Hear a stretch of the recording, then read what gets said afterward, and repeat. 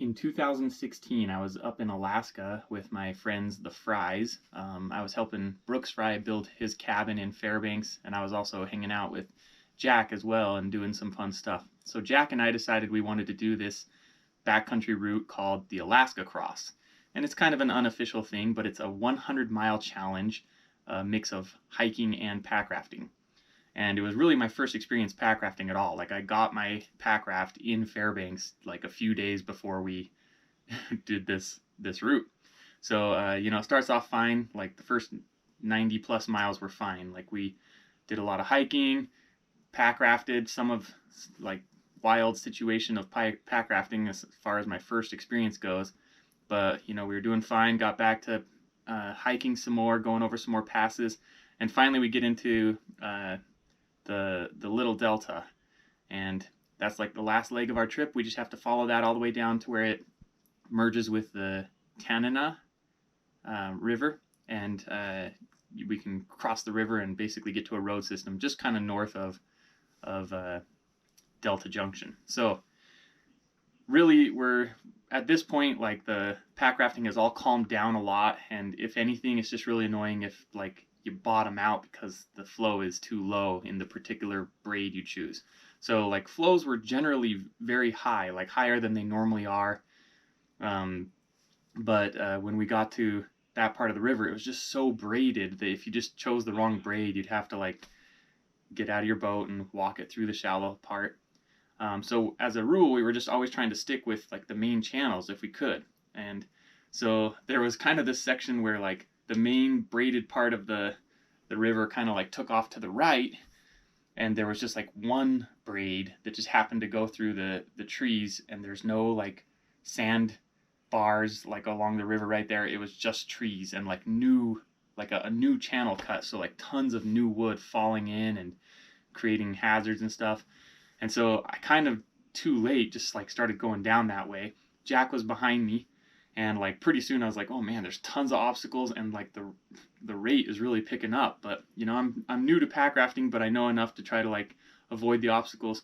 So I come around a little bend, and the current's kind of pushing me to the right, and there's this like tree kind of sticking up at an angle out of the bank. It hadn't fallen in completely yet, but it was just like really angled across. So like if you were far left, it would be easy to duck under it, but the current was like sweeping me far to the right. So I was trying my best to get far left, but like the current was just enough. I was pretty far right. When it got to me, it kind of just bunted me right into the water, right? That's why they call them sweepers. And that was the first involuntary swim I took. Wasn't wearing a dry suit, wasn't even wearing a wetsuit, just kind of had like rain clothes on. But the coldness didn't occur to me at the time. At the time, I was just worried about like getting back up and getting into my boat. So I came up, my boat was upside down, flipped it over, jumped in it, like, I don't know, just all the adrenaline. I actually got in it really easily, kind of on my knees, saw my paddle, so I sort of just splashed over, grabbed my paddle, sat back down, and was like, sweet, yeah, that's no problem. Like, I totally recovered. Just in time to like see not a sweeper, but a strainer that was just right in front of me. Too late to do anything. I like tried for a second to just turn, and I was there. I was on it. And like I didn't know what to do about strainers at the time. Like it was never told to me to like avoid them at all costs or make sure you end up on top.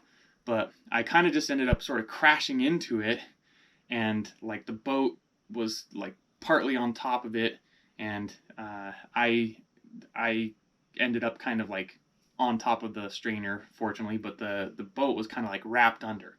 So I'm sort of like standing on this wood, realizing that the boat is like stuck now. Like, how am I going to get it? And as I was just standing there, I didn't have much time. Like, all this is happening really fast, but I was sort of standing there, just like taking a breath, like, okay. I'm on top of these logs or whatever.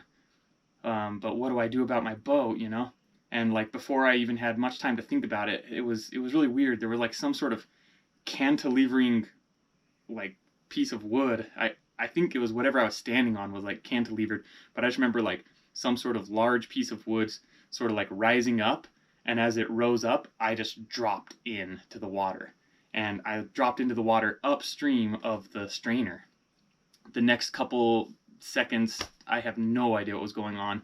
Like, I was just like in a washing machine of chaos, and the only thing I remember is that my helmet strap, there was like enormous pressure on my helmet strap. Like, felt like somebody was grabbing me by the helmet and just like flinging me around. And other than that, I had no idea. I didn't know what way was up. I couldn't see a thing. Just getting totally washed. Suddenly, everything kind of calms down, and I float to the surface. I have no idea how long I was under. Like, it seemed like a long time. Seemed like I was running out of breath, but I don't know. It probably wasn't really that long. But I came up on the other side, and I was okay.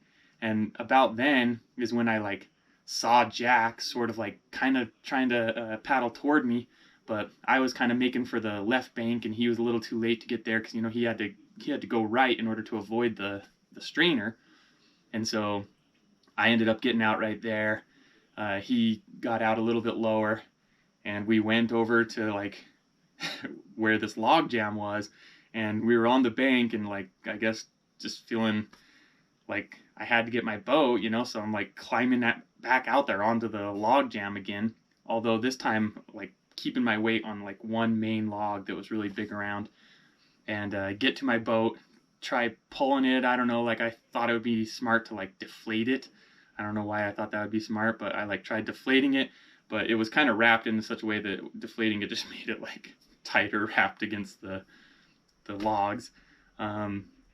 So we tried to like hook up our throw rope to it and like set up pulleys and trying to like pull it free somehow, like anything we could try. And it was maybe like a little scary and dangerous being on the log jam, but for the most part it was okay. But long story short, we just couldn't get it unstuck. So then my next like strategy was like, well, I at least need to get a few things out of the cargo space. Like inside the tubes of these rafts you can keep all your stuff, and there was a dry bag in there that had all my like wallet and keys and phone and stuff like that.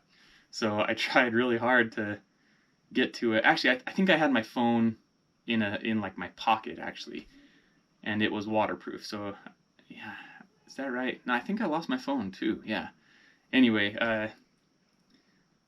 we couldn't even get that. Like, we eventually just gave up, and we were like, well, you know, at this point, like, I'm wet, I'm cold, and, you know, the coldness has caught up to me. I'm just shivering in my rain gear, you know, and we're exhausted. We've gone like over 90 miles. We were probably on like mile 96 out of 100 of the Alaskacross. And so finally we're just like, I just got to leave this stuff here.